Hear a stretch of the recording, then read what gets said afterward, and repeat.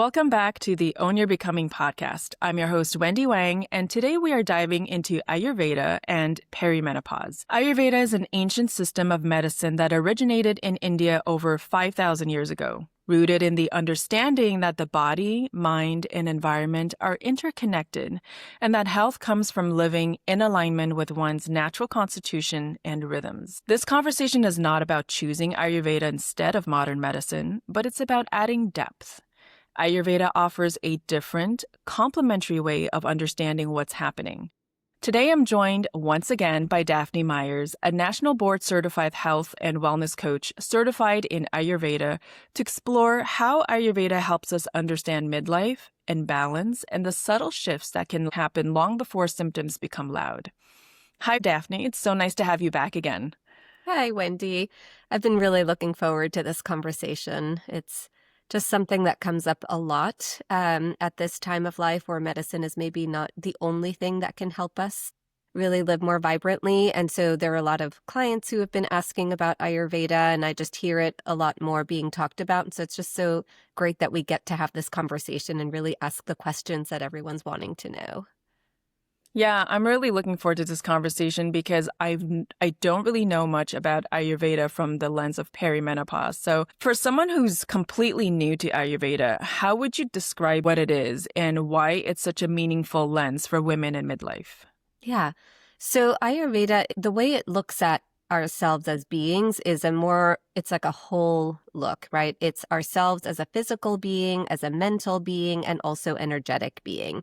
And so it's looking at the whole constellation. It's also a science. So you can go down the rabbit hole. It's very scientific, but we can also use part of its wisdom to help us in daily life, right? We don't have to go down the whole Ayurveda medicinal route to know. And so what it's looking at is that we don't really want to look at things in isolation. Like if we've got a symptom, Ayurveda looks at it as a whole. What is the system in our bodies that are creating that symptom that we're having? And when it looks at the whole of it, it gives us more to support changing that symptom than if we were just to deal with that symptom by itself. So it's a holistic view at ourselves as being and also looking at our healing.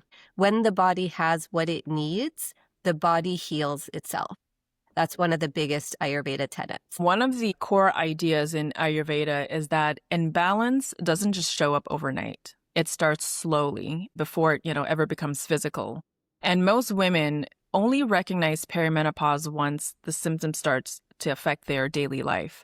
So what are the early signs that something is already shifting before those symptoms show up? Yeah, so early signs, and because they're so normalized in our modern day life, we can miss them. Early signs can be sleep disruption. We can start to have racing thoughts like an unsettled mind. We get nervous quickly or anxious quickly. We can feel more irritable, like emotional sensitivity. It can show up digestively, like we're getting a little more often bloating, like not digesting properly. We have discomfort in digestion. We can also just start to feel disconnected from ourselves, right? That's a very subtle thing. We're just feeling like I'm not quite feeling like myself, but we can't quite put our finger on it. So it can show up in all of those ways, mentally, physically, emotionally, in subtle ways that we don't notice at first.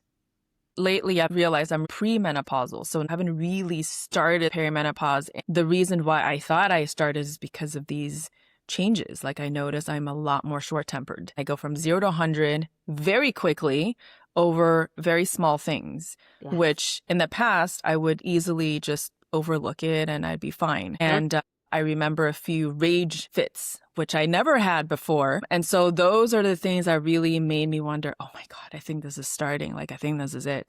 Right.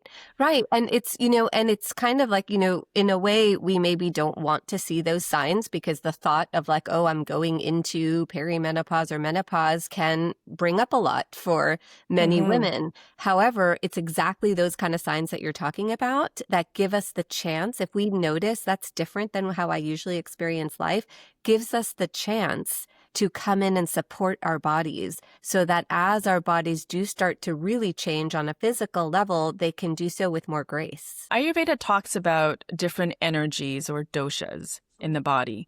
So without getting too technical, can you explain what doshas are and how our individual makeup might explain why perimenopause can look so different from one woman to another? Yeah, that's such a great question. So yes, in Ayurveda, they look at our beings as a combination of these energies, which are based in the 5 elements: ether, water, fire, earth, and wind. These energies, the 3 doshas, we have some part of each of them in us, and some are more dominant than others, and that creates our constitution, right? Prakriti. So the doshas, there are 3. There is Vata, which comes from ether and wind, and that tends to be focused on sort of adaptability, sensitivity, moves well, feels everything, creative, variability. So as you can see, there's good sides to that and probably challenging sides to that.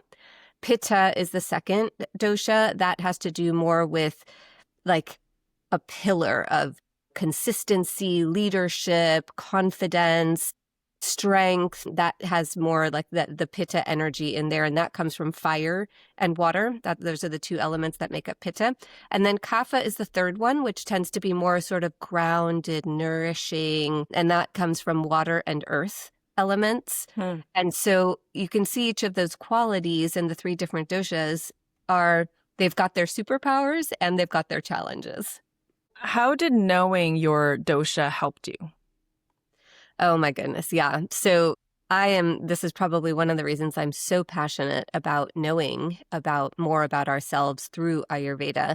My whole life, I was surrounded by what I would say is, pittas, right? So these very successful, driven, confident people, consistent, even if they were sick, they could just keep going, pushing through things. And so I was not like that. Right. If I tried to be like that, I got sick. I had digestive issues. I had a lot of things that my body struggled with. And I always thought before I knew Ayurveda that I was like an unhealthy Pitta. Like I thought, well, that's the beacon of health and I need to get there. And so I was just constantly trying to support myself in being there and being like that. And it was at one point being on an Ayurveda retreat with my husband that we did one of the dosha quizzes. And I was filling it out, and halfway through, something stopped me. And I realized I was actually filling out that quiz as what I wanted to be, not even really what was true for me. And in that moment, I looked up at the instructions and it said, answer this the way you feel now, right? What's most true for you now? And I was like, ooh, I guess I'm not quite answering that. Okay. But I was so in that mindset of I need to get like this, right? That even I was answering the quiz like that. And then I went back and I answered the quiz truthfully. And what ended up is that I am Vata dominant, right? That was what came out for me. And knowing Vata is, the one that feels everything first, right? The sensitivity, the creativity, the variability, right? So things can be on point one day and then totally off the next day. And any little shift can be felt. And so when I got to know that, it crushed me. I was like, no, I was supposed to be like that consistent pillar of leadership and confidence and success. What are you talking about? I want to be like a powerhouse and not the sensitive, whatever. It absolutely crushed me. And it also made me realize that was a real part of me that I had been rejecting all those years. Right? That I had not been accepting and I had been judging as flawed, as less than those pittas, that I saw there. And then my husband, who's also dominant Pitta, he said something that really stuck with me. Well, he said, well, it just seems that you are actually the one who can experience the ever-changing landscape of your being. And that really stuck with me. It dawned on me because we all have our nature and it's so natural to us that we don't notice. We just think everybody has that. I didn't realize that some people may not feel as sensitively, like change in diet or change in geographic place or change in climate the way I do, which allows me to adjust for myself. Now that I have more knowledge about how to support my body, I can adjust more easily. 1, because I feel it earlier, and 2, because once I make the adjustment, I feel the difference. And other doshas may not have that sensitivity to feel it initially. It may take a while for their symptoms. Their symptoms have to like scream at them for them to actually wake up and be like, ooh, maybe I should do something about this. And then it's harder for them to make change because they don't feel the change right away either. So that was just it's just one aspect that for me was so powerful in starting to accept who I am, and then therefore accepting what I needed to support my being in the way that I am. Not the consistent powerhouse, like drive, but actually someone who garners energy and allows that energy to flow through me as it informs me, right? Like a little more connected to my intuition than to the outer signals. So that was for me extremely powerful in just coming back to myself and honoring who I am. Right. So stop trying to push and force yourself to be something you're not, and honor the strength that comes with your constitution and nourish that. Yes, exactly. Because it could also be the other way around, that someone is surrounded by, let's say they're a Pitta and they're surrounded by Vatas, right? Their whole family is creative and fluid and intuitive, and they're like, I just want to get things done. Like, they're taking too long. Like, what is all this stuff? They might also feel like they're flawed. So it's a lot of our family environment, our societal environment that can give us the signals of what we think we should be as we're growing up. And I think as we start to mature and we start to honor who we are, we realize like, wait, I don't necessarily fit in that mold. And the doshas, I feel, give us a chance to really get to know on these levels what is our constitutional makeup and what are the places that are my strengths and what are the places where I might be challenged, and I can support myself there so that I can start to live a life that is really one where my gifts shine, where my energy shines in the world. It's not a push. It's not an effort. I show up as me and I have great impact as me. And so that Pitta who is maybe surrounded by Vatas might find that their drive is amazing, right? Their ability to be consistent is amazing, but maybe they don't feel everything the way everyone else did. And that was valued in that arena. And that's okay. They can learn to be more sensitive with their bodies, but their other abilities and makeup is so powerful for them if they support that. Can you give us some examples of, for each dosha types, what would be something nourishing? Yes, this can be for everything because we look at not just diet, but we also look at lifestyle. So Vata needs grounding and nourishing. In terms of foods, that can be warm, nourishing, oily, kind of high nutrient dense foods, but warm and cooked and cozy type of feeling. For lifestyle, Vata really thrives on regularity, like regular rhythms that create consistency for the nervous system. The body can know to anticipate what's happening, so the body can be on a regular rhythm. So those kinds of things are very nourishing for Vata, like calming, grounding, nourishing activities. For Pitta, they tend to run a little more fiery. So they can use things that are more cooling and soothing. So same with foods, right? They could maybe incorporate a little bit of like cooler foods, and they don't need as much the warm, cozy, nourishing foods. But in their environment, they can really benefit from slowing down, right? From tuning in more to their inner, because they want to be kind of go, go, go, and they can slow that down. And, anything that feels like anti-inflammatory is great for Pitta, and lifestyle that brings that soothing, calming, cooling effect to them. And then for Kaphas, they can really benefit because they tend to be the grounded, nourishing type, so they can also fall into sluggishness. And so for them, what tends to be helpful are foods that are lighter, that help them feel lighter and not so weighed down by food. And then lifestyle that also keeps them moving. In the morning, it's kind of hard for them to get started. Once they do, they can just be in motion all day. They want to move their bodies.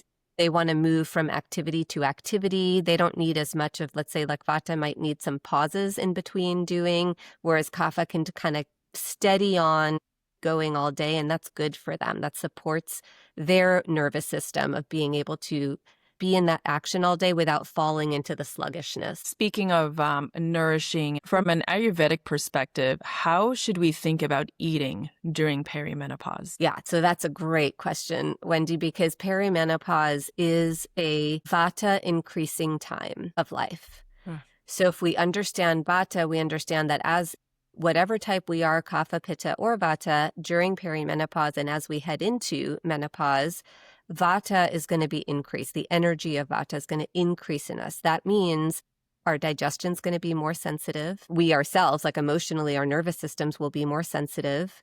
Physically, it'll go into things like being a little more dry and brittle. Therefore, in midlife, we want to start to think about how do we balance also the nervous system, right? That may start to overwork. So we will get racing thoughts, the sleep disruptions. A lot of those symptoms that we start to feel are because the energy of Vata is increasing in us. If we can then counteract that with the supportive parts of Vata, we can support Vata in grounding activities, whether it's a meditation or a good yoga class, something that gets us in our bodies, feeling grounded.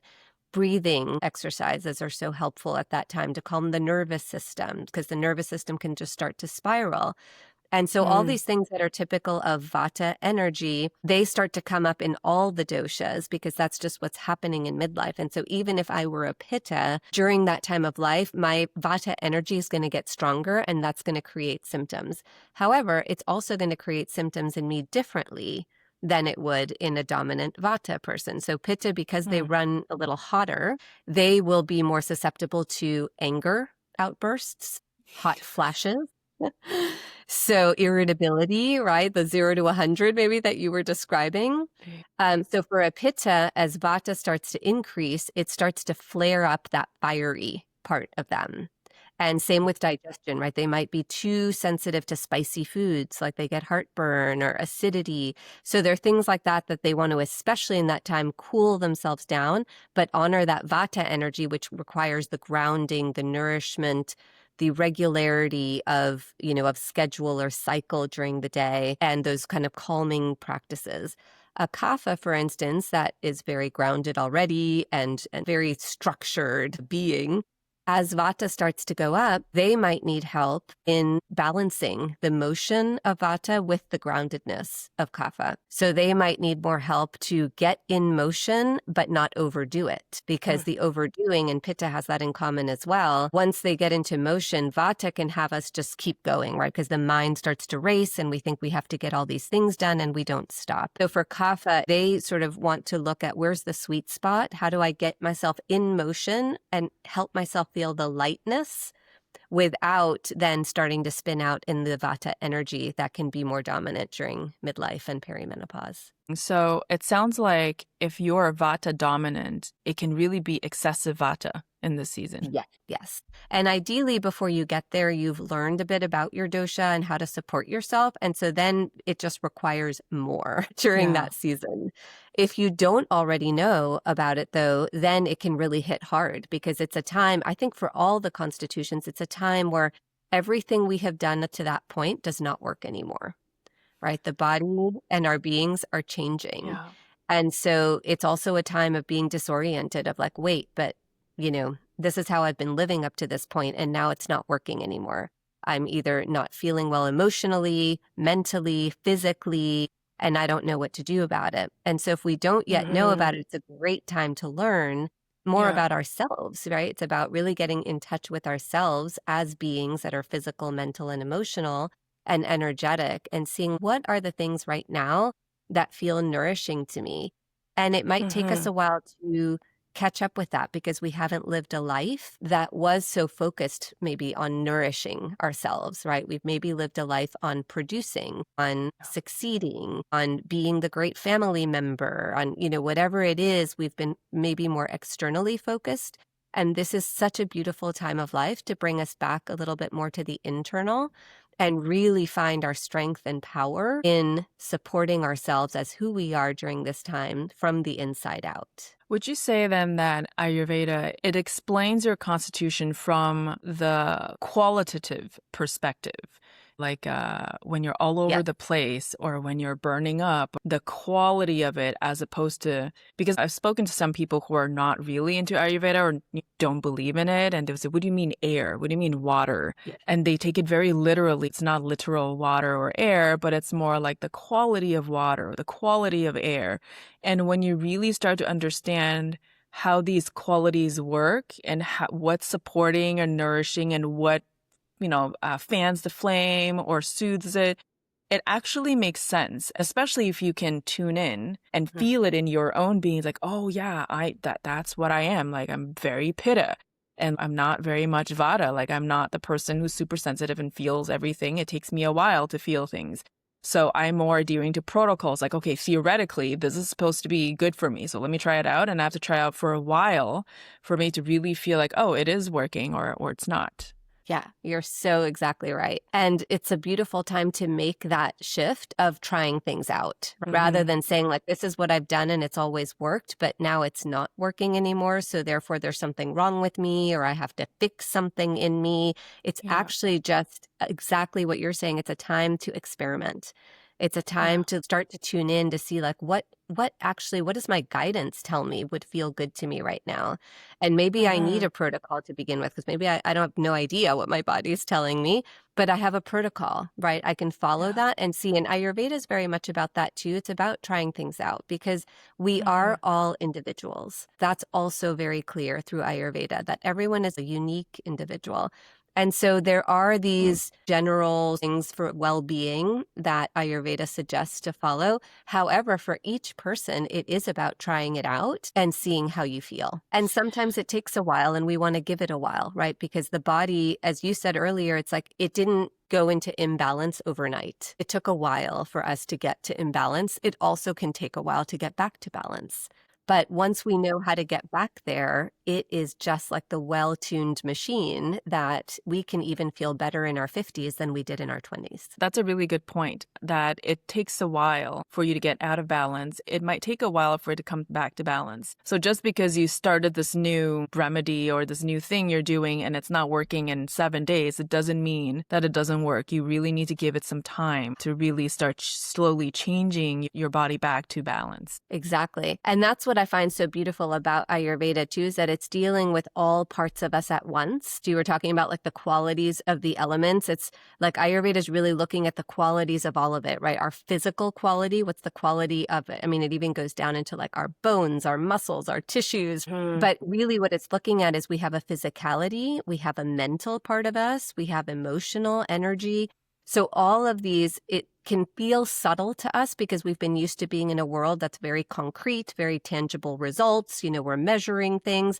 Ayurveda goes into that subtle realm, but it looks at all of these subtle realms together. And so as, let's say, we're taking an herb to help with our digestion, we are also simultaneously most likely making some kind of a change in our lifestyle to produce more mental calmness or maybe to help with our sleep. We're also looking at, why do I get so irritable right now? Like maybe I have something I can work on for that. And so it's giving us things to work on everything at once, which means that as our physicality takes the time to come back into balance, we are along the way so well supported in other ways of our being that and the whole helps everything to heal. So it's really treating the system as a whole. Yes. As opposed to really targeting symptom by symptom. Exactly. Yeah. What I find beautiful because it can give us hope, right? During a time where our bodies are really railing and it's been a while and, you know, we're just starting a protocol, let's say, to feel better and it can take a while. It is a very discouraging time. We would just want to perform like we used to. We just want to feel like we used to. And so being given those mental supports during that time to help our mindset shifts, helping us emotionally, helping us with our habits like sleep and hydrating and moving our bodies, all of that. If we're getting nourishment from all sides, it can make that journey so much more supportive on our way to healing. What about salads or raw foods? What does Ayurveda say about that? Yeah, so this is, again, going into the subtle, different for each person and also at each time of life. There are a lot of factors that go into what we eat, whether it's so raw foods, if we think about it, yes, they're nutrient dense, but they're also cold and hard to digest. And Ayurveda very much looks at, in terms of digestion and what we eat, it's looking at what is the minimal energy output that my body can give for digestion in order to get the nourishment that I need. Because digestion takes an enormous amount of energy. So the more we can give our bodies what is easy to digest, so less energy spent digesting and getting the nutrients that we need, the more energy we have available for other healing functions in the body, as well as like our vibrancy, our general like energized feeling. So Ayurveda really focuses on that. And so raw foods, for instance, for Vata dominant types, it's never really very much recommended. Like maybe on a hot summer day, in the middle of the day when the energy of the digestive is stronger, maybe then a Vata can have a salad or some raw foods, but it's not the most recommended over a long period of time for Vata dominance. For Pittas, they've got a little more fire going, so they can handle a certain amount of raw foods, salads. Again, best had in the middle of the day when the digestive fire is stronger and not at the end of the day. But they can have some and it's okay. And again, it's about trying it out. Kapha types actually are best to handle cool foods and raw foods because they sort of are on a slower pace in general. And so that digestive, it has to work a little bit to digest along the way. That's okay for Kaphas in general, for Kapha dominance. But again, then we hit midlife where now Vata is increasing for everyone, which makes this digestive system more sensitive. So everyone may be changing up. Can I have a salad for dinner? Maybe not anymore. Can I eat raw foods as much as I used to? Maybe not anymore. And it's about trying it out, right? When we eat something, how do we feel afterwards? Are we bloated? Are we gassy? Or do we feel light and vibrant, like I can just get up and go do my life now as if I haven't eaten, which is actually the ideal way to feel after we've eaten. But I think also in modern society, we get used to like that sluggishness after eating because a lot of the food is so heavy and sort of hard for the body to process. So it's very individual, but just something to look at because during midlife, that Vata is increasing, which makes digesting raw foods and salads a bit harder. And other things we can do rather than just having it at midday, you can also put warming spices and herbs into the food. That also helps light the digestive fire. And if we want to have something raw, if we want to have a salad, having warming spices and herbs in there. The other thing we can do is we can start with something warm. Like in Ayurveda, a lot, they will have like a shot of hot ginger before eating. So ginger is very warming for the system. That's a great way to stoke the digestive fire. We can also do things like the breathing, like fire breath before eating, right? That also prepares the digestive system for digesting. So there are ways to do it if we really feel called to eating salads and eating raw foods. And then we just need to see how we feel, like how does our body do with it? Would you say that bloating is one of the signs to look for in regards to whether you're digesting well or not?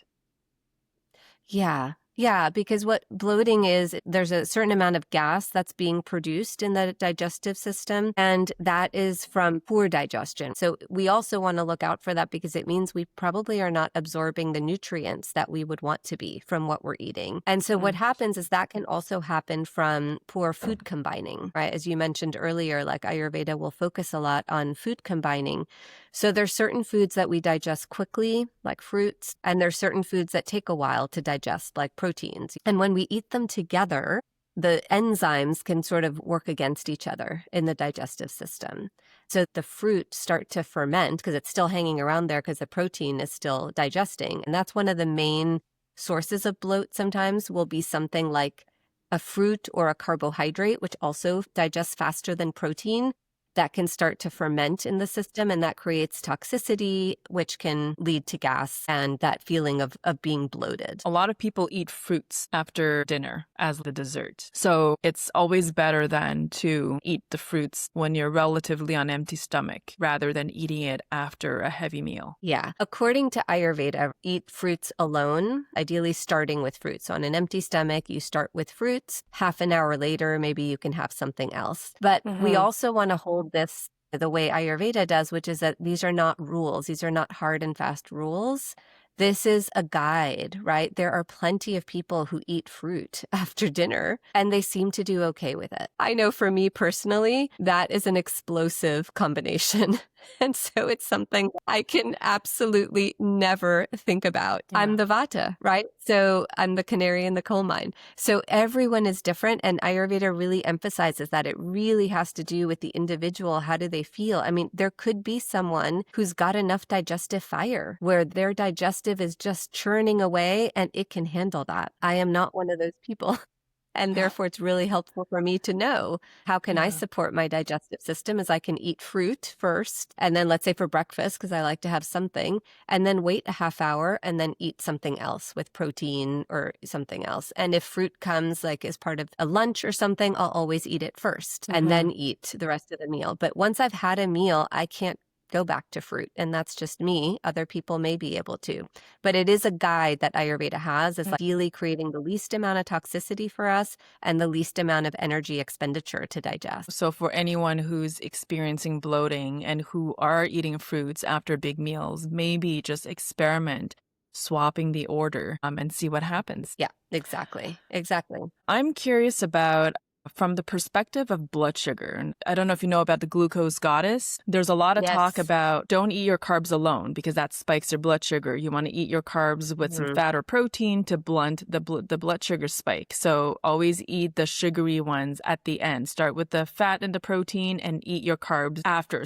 When I first heard that, yes, from the blood sugar perspective, I'm sure that's true. But then Ayurvedically speaking, I was like, wow, that is again, that doesn't work. So I'm curious, what are your thoughts on that in regards to blood sugar? Because that's also something that a woman in perimenopause needs to pay attention to. Yeah.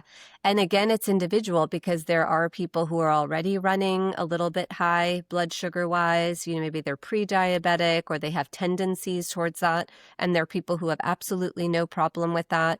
And so again, it's individual, but in general, it's about finding what works for you at which time of life. So if you have any tendency towards high blood sugar, then in general, there are certain foods that you want to be limiting as part of your diet, right? Refined carbohydrates, the sweet fruits that are out there, like bananas, mangoes, pineapples. If you're someone who already runs with high blood sugar, or it's starting to happen in midlife and perimenopause, which does happen, then it's about, okay, how do I switch up what I eat so that I can still have what I like to eat, but just in a less glucose heavy form. And so that may be more of the complex carbohydrates. Also, carbohydrates come in the form of vegetables. Pretty simply. Like a lot of times we don't actually need to focus on having a carbohydrate if we're having a lot of vegetables. But we also need to find a diet that feels good to us. Food is also a way of feeling nourished for ourselves. And so we can't change something from one day to the next. If there's someone who loves to have their carbs, then it's about finding a way of like, how do I just start to inch over to a more complex carb? So, for instance, you mentioned eating it with fats is a better way. It'll slow the absorption down into our system. And for Ayurveda, that's okay. The Ayurveda part that says it might take a little more energy from you is if you're mixing proteins with simple carbohydrates. Let's say like a pasta bolognese, you've got meat and you've got simple carbs in the pasta. So something like that might get harder to digest as we move into midlife. And that's just something to look out for. Ayurveda also looks at more simple eating, like not as many ingredients at once in a meal. So, so that's also something to look at. Like, do I want to have for this meal, I go vegetable heavy and then a protein at the end, or for this meal, I do more protein based. And so just looking at, what works for you in terms of your eating style, the kind of diet that you like to have, as well as the one that nourishes your body. I found with my experimentation, it's also the quantity that I take in one sitting. So the quantity of carbs makes a huge difference. If I indulge a little more, I will get sleepy and I need to take a nap. And that nap can be an hour. But if I just eat a bit and I'm good and I can eat it with anything and that's fine. And I also notice that if I do heavy weightlifting, I will then time my fruit carb, which is, a faster blood sugar spike carb. I will time it right after the workout where my muscles need it, as opposed to eating it randomly when I'm just sitting there all day. And I found that really helped steady my energy throughout the day and prevent some of these energy crashes. Yeah, you're so right, Wendy. And like you've done the experiment for you and you found what works for you. And that's also, I think, something in general that you're touching on that works for many people. Exactly what you're talking about. So knowing your own body, right? Knowing what creates the crashes, because the spikes and the crashes, it's not just that we don't want to have them because it's high blood sugar and nobody wants to have that. It's also, as you notice, like takes us out a part of our day, right? It's just It's not necessarily, not that we can't take a nap, we can certainly take a nap, but we don't want to be giving our body things that it has to take a nap from, right? That means it needs some kind of recovery during that time. But exactly the experiment that you did is perfect of knowing, well, if I exercise hard, if I do weightlifting, now my muscles are needing the glucose. So I can have fruit now because the muscles will take that up rather than it floating around in the bloodstream. And that is another way that it's so great to know our doshas, right? Because if you know, let's say you're a kapha, it's going to be a lot harder to get up off the couch and go work out. And yet if you do that, now you can have a bowl of fruit or something that you love, a pasta or something without it having the biggest impact on your body as it would have if you didn't go and work out. And so just knowing our bodies and knowing what we need to allow us to still have the pleasures that we want to have. And then the amounts that you were talking about, knowing what amount of carb will send me to crash and what amount is my body can it deal with. And that is exactly how Ayurveda looks at everything. It's not looking at restriction. It's looking at how do we give our bodies what it needs, because when it has what it needs, it can actually handle much more than it does when it's out of balance. So if I'm out of balance and I can't eat something because it makes me spike and crash, as I get myself back into balance, I may be able to enjoy those things again. And that's the beauty of it. Beyond food, Ayurveda puts a lot of emphasis on daily rhythm and lifestyle. What are some simple at-home practices that can really support women in perimenopause? Yeah, so we've touched on a few of them, and they're just so key and so hard for us in modern day life to, especially if we are busy women, wanting to make impact out there, they are hard, but they're important. They are so important because just like the food, when we give our bodies what it needs, we are able to do so much more, right? We are, in a way, in midlife, we are learning a different way of making impact out there, less of the pushing and more of the allowing.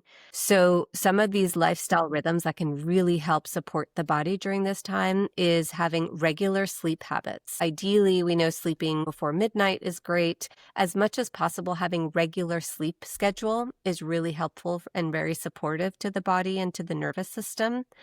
Then in general, just thinking of slowing down. And slowing down doesn't mean doing less.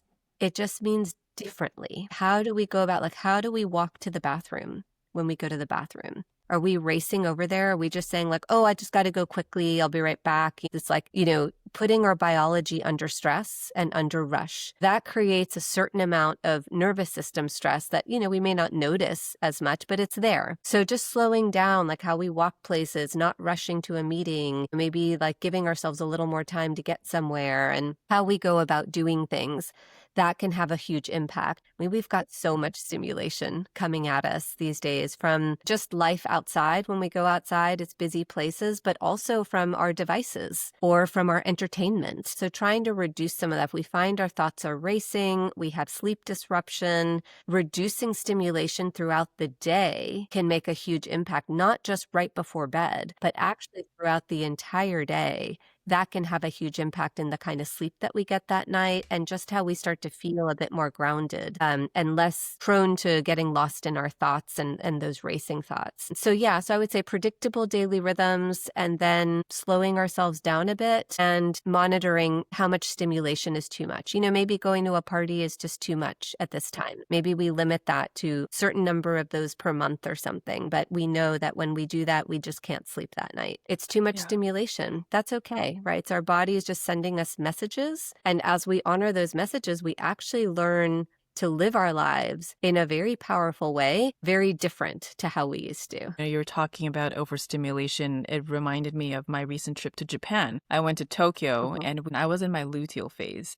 And we were at this intersection where it's a place where about 3 million people pass by there every day. And it was so much. It was just so intense for me. I never thought I have never had an issue with crowd before, but I remember that week was very difficult for me. It felt like this is way too much.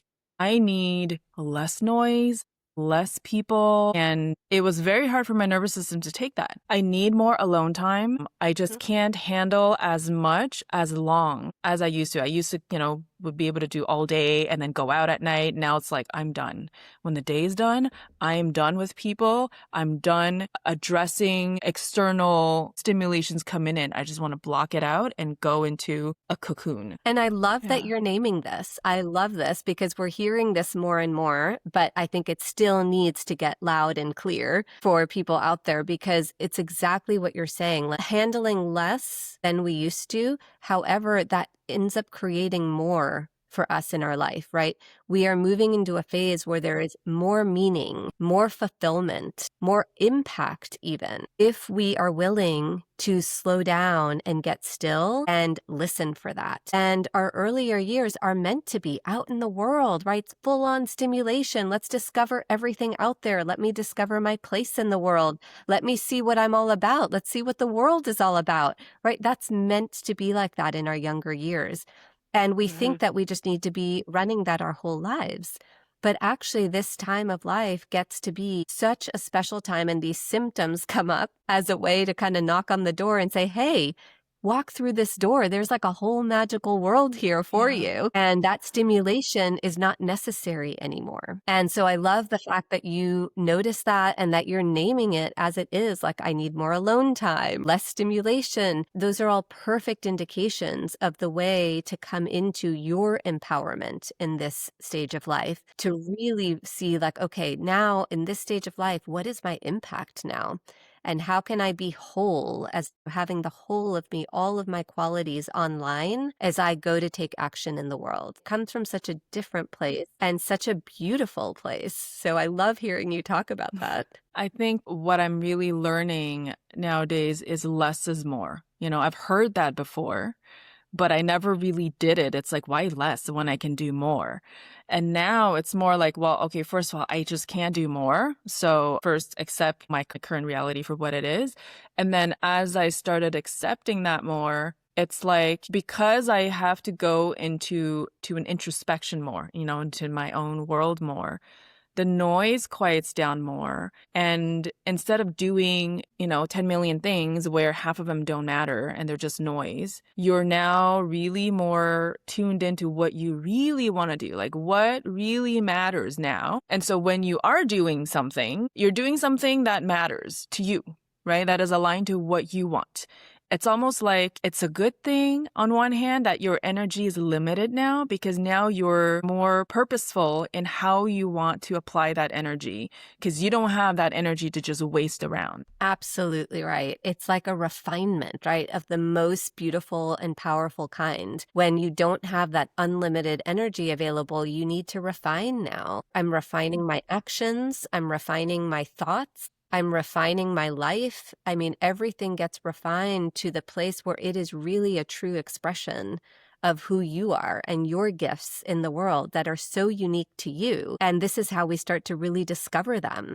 So I love how you explain that. It's just such a beautiful journey. Talking about, practices that support us, I've heard about Abhyanga. Can you talk us through what it is and why it's very powerful for the nervous system? Yeah, so Abhyanga, it's in the Ayurvedic tradition, is a full body oil massage in a sense.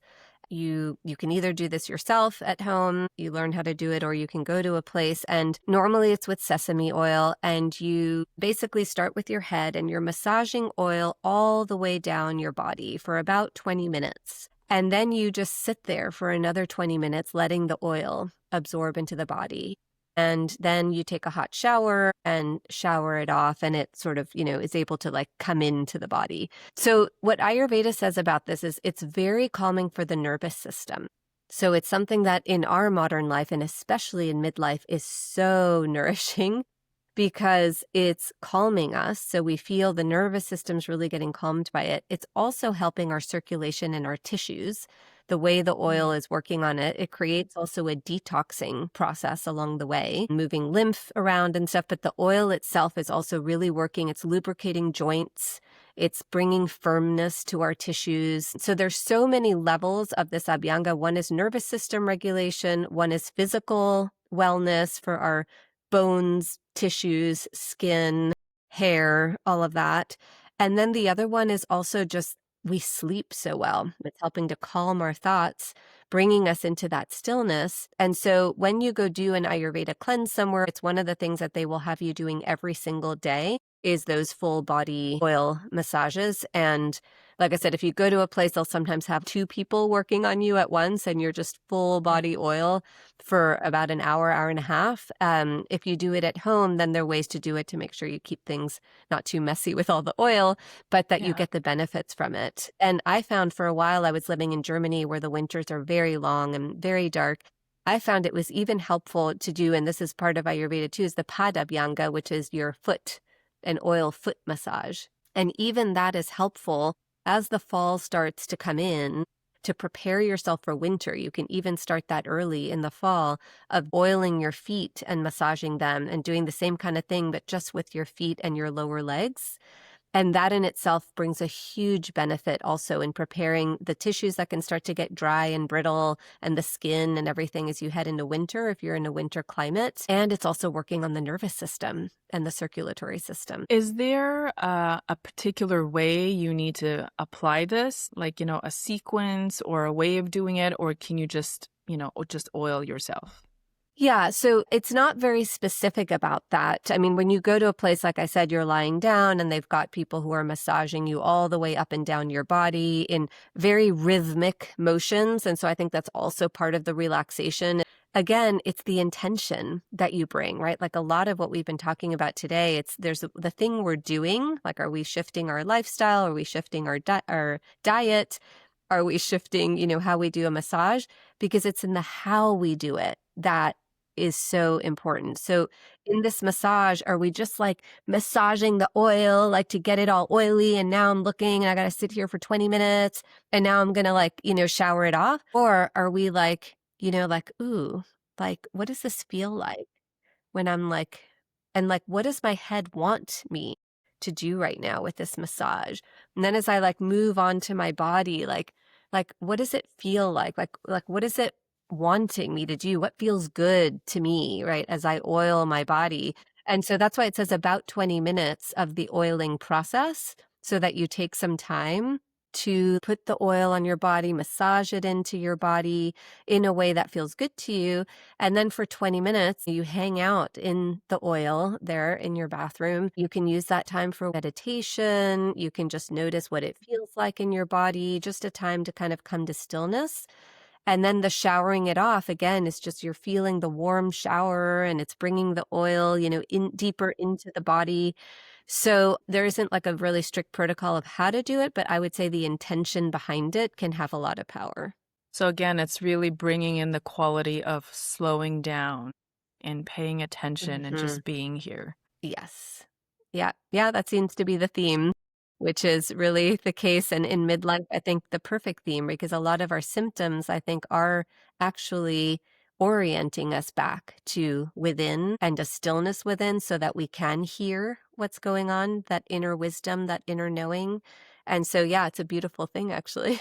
Is there a specific oil we have to use, or any oil can do? So in Ayurveda, the traditional oil that's used is sesame oil. It's the most warming and nourishing of the oils. It's also, I can say, in the bathroom, very messy because it's very oily and sticky. So you need to see what works best for you because it's better to do something rather than nothing. And so sesame oil it's quite a thick oil. So you have to see about, how do you feel about putting that down your drains after you shower and things like that. Sesame oil for Vata especially, and that's why in midlife it's also great because the Vata is increasing.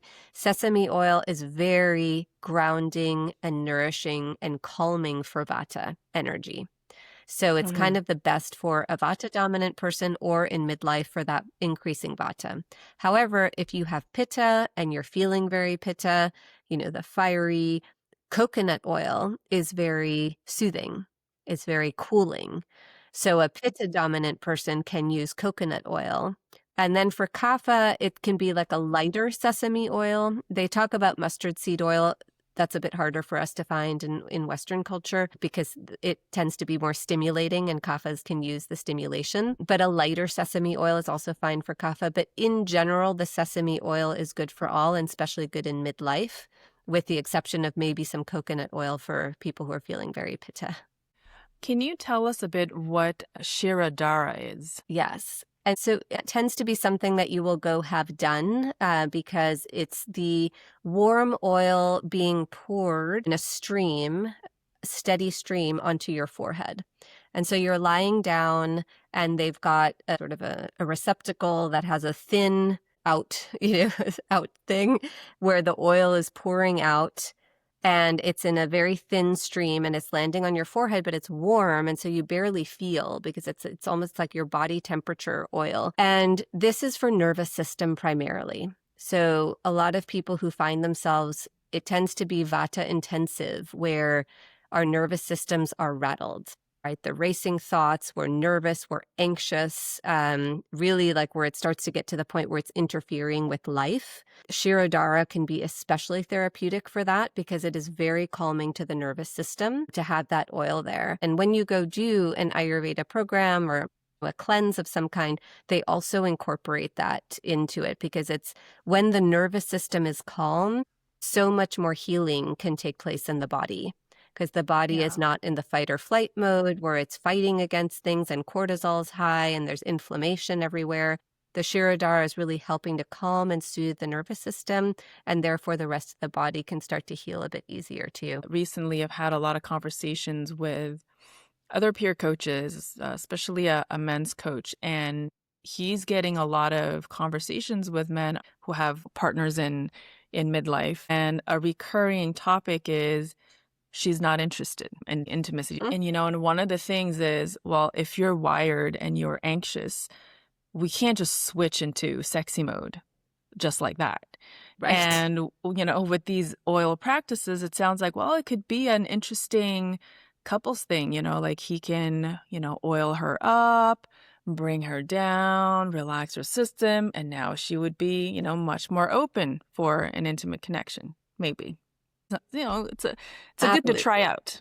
It's a great thing to try out because quite honestly, a lot of these Ayurveda practices, I mean, what they end up, it's like the body just starts to feel all juicy again.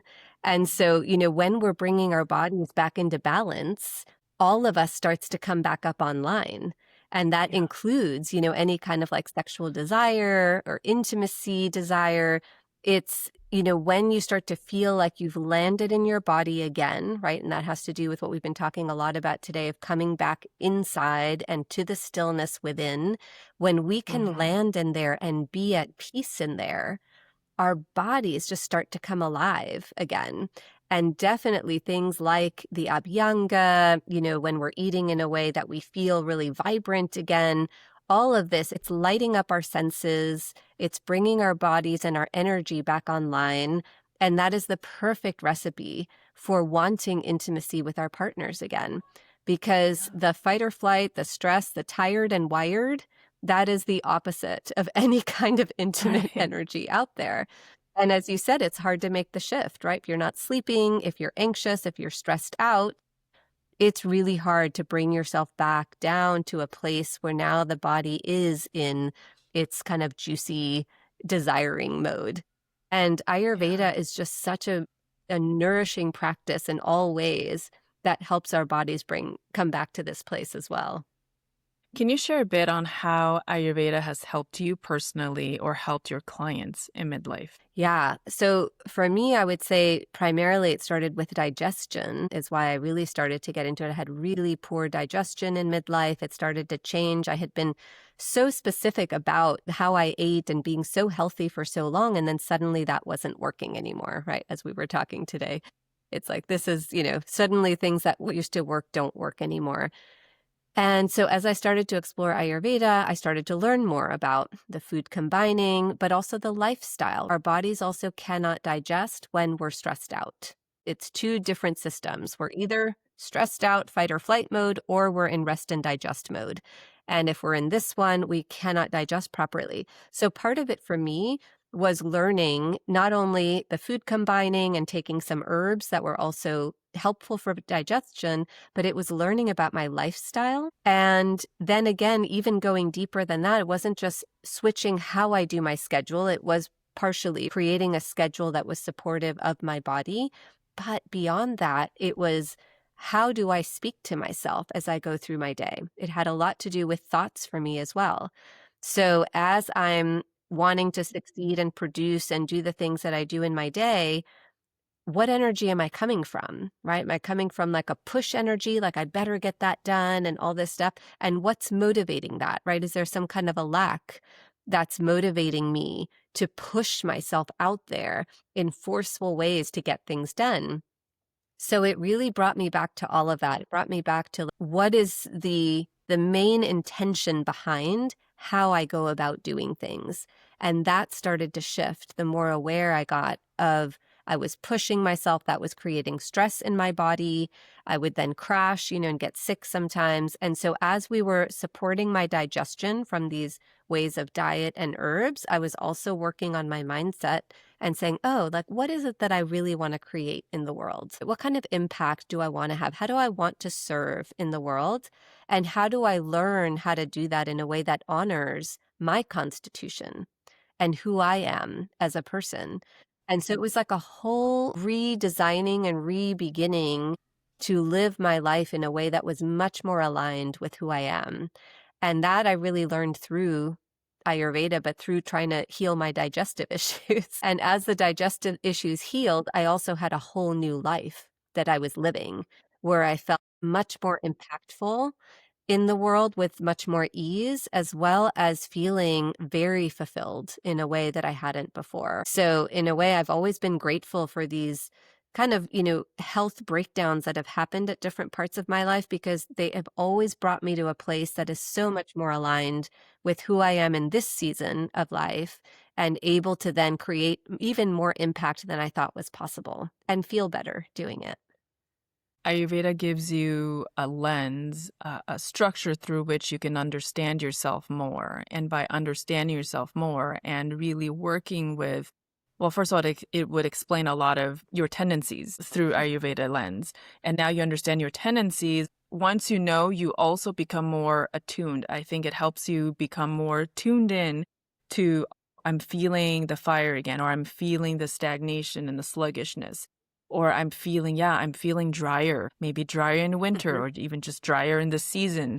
And it gives you a few protocols that you can try and see how it supports you and helps you. So it gives you a bit more tools and agency that you can actually do something for yourself to feel better in this season. Absolutely. And I feel it's so valuable in that way, just as you're describing, because we aren't ready to just make a shift from like, I'm focused on the external world and I'm doing all these things, but it's not working anymore, to let me go sit quietly in stillness within. That's a very hard shift to make just from one day to the next. But having these protocols, having, as you said, these things that we can be doing, that we can be shifting in our life little by little. Ayurveda is so gentle and it's so nourishing that it's almost like an invitation for our bodies. They start to feel like invited into, like, of course I want to take that herb, or of course I want to switch this up with my diet, because it's so gentle in how it shows you what is the next step you can take, right? And it's so compassionate and very non-judgmental, right? There is never a part in Ayurveda that says this is wrong with you or this is flawed with you. It's all about this is out of balance, and we're going to work to bring it all back into balance. And what I love about that is that as we're following these Ayurveda protocols, which give us our mind and, something to focus on, something tangible that we can do, it's also working on our nervous system and our self-care and self-love, because it's starting to create that invitation for us to come back to ourselves, to our inner wisdom, where we know best what kind of a life is the life that suits us, where we can succeed and have the impact we want and yet feel like we're thriving. And so I feel like that's what's so beautiful about Ayurveda, is this non-judgmental and gentle approach, nourishing approach at getting us somewhere where we never would have imagined that we could feel so great at this age. Daphne, thank you so much for bringing this depth and wisdom into this conversation. For those listening who want to further explore Ayurveda or work with you directly, where can they find you? Yeah, so feel free to DM me on Instagram. I'm at Daphne Myers Coaching, and I'm always welcoming questions and, any inquiries about hormone balance or Ayurveda, any of that. And then on my website, daphnemyers.com, I have a page about Ayurveda and hormone balance, and you can even take a dosha quiz. I've got a free downloadable dosha quiz where you can find out where you think you might be dominant so that helps you know where to focus, how you can support yourself. And so I would say those are probably the two best places to get in touch with me about any of this that we've been talking about today, because I'm really here to help women know more about themselves and realize that their wisdom is within and that they can get what they need in their life, both in terms of information and in terms of feeling and energy back, just by starting to learn little things about themselves and taking these gentle steps towards supporting themselves. Thank you, Daphne. It's always such a great pleasure to have a conversation with you. Yeah, and thanks so much, Wendy, for having me on and for having this discussion. I just find that, these conversations that you're having are so impactful for women who are going through things and just, can use the support of knowing that they're not alone and these symptoms that they're having are real and they don't need to be as bad as sometimes we let them get. There are ways that we can support ourselves. And so I love the fact that you are having these conversations, and I really appreciate being here today and having it with you. I will include all of the links in the show notes below for those of you who want to reach out and do the dosha quiz. And as we close, I want to underline something important. There's no single solution that works for every woman, especially in perimenopause. Our bodies, our histories, our nervous system, and lives are too different for that. And what Ayurveda offers is not a rigid rule book, but it's a map. A way to experiment, to listen, and to build a relationship with your body instead of fighting it. I encourage you to try what resonates and notice what supports you. Let your own experience be part of the data. Perimenopause is about learning how to care for the version of you that's emerging.